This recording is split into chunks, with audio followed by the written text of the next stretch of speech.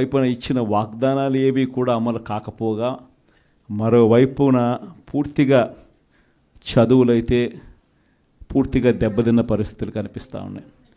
విద్యా దీవెన పోయింది, వసతి దీవెన పోయింది, పిల్లలకు ఫీజు రీయింబర్స్మెంట్ కూడా అందని పరిస్థితిలోకి పోతుంది. ఇంగ్లీష్ మీడియం చదువులు అటకెక్కాయి. టోఫుల్ అన్నది గాలికి ఎగిరిపోయింది. గోరుముద్ద అన్నది రోజుకొక మెనూతో పెట్టే పరిస్థితి నుంచి ఈరోజు అలాంటి గోరుముద్ద అనే కార్యక్రమం కూడా నీరుగార్చే పరిస్థితి లేకపోయింది. వైద్య రంగం తీసుకున్న అదే పరిస్థితి. ఆరోగ్య ఆసరా అటకెక్కింది. అన్ని వైద్య రంగంలో కూడా అదే మాదిరిగానే జరుగుతూ ఉన్నాం.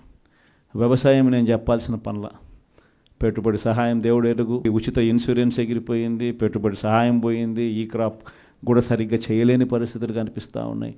ఆర్బీకేలు అప్పుడే అటకెక్కేసి ప్రతి రంగంలోనూ కూడా మన హయాంలో డోర్ డెలివరీ జరిగే పథకాలు ఈరోజు డోర్ డెలివరీ అన్నది గాలికి ఎగిరిపోయింది.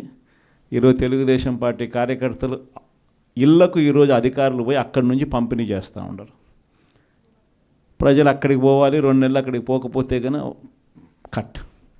ఇప్పటికే 1,50,000 పెన్షన్ ఇప్పటికే కటింగ్ అయిపోయినాయి. ప్రతి అడుగులోనూ కూడా ఇదే జరుగుతూ ఉంది. కరప్షన్ గురించి నేను చెప్పాల్సిన పనుల, మీ అందరికీ తెలిసిన విషయమే.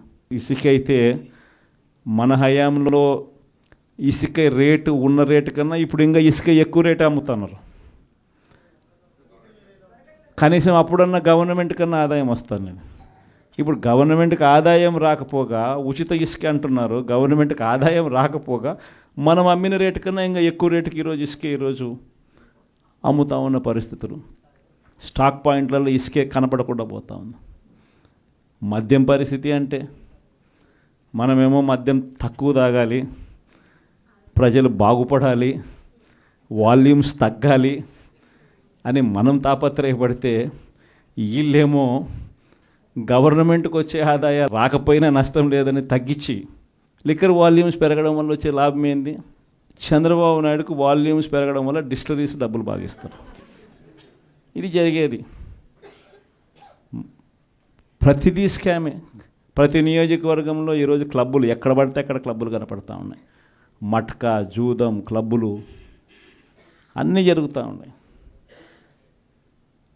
పోలీస్ స్టేషన్కి పోయి ఎవరైనా కేసు పెడితే రివర్స్ దొంగ కేసులు మన మీద పెడతా ఉన్నారు. ప్రతి వ్యవస్థ కూడా ఇదే మాదిరిగా దిగజారిపోయిన పరిస్థితి కేవలం ఈ 4 నెలల కాలంలోనే కనిపిస్తూ ఉంది.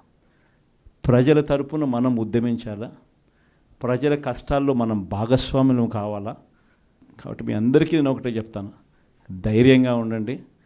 అందరం కలిసికట్టుగా పోరాడదాం, అందరం కలిసికట్టుగా ఉద్యమిస్తాం.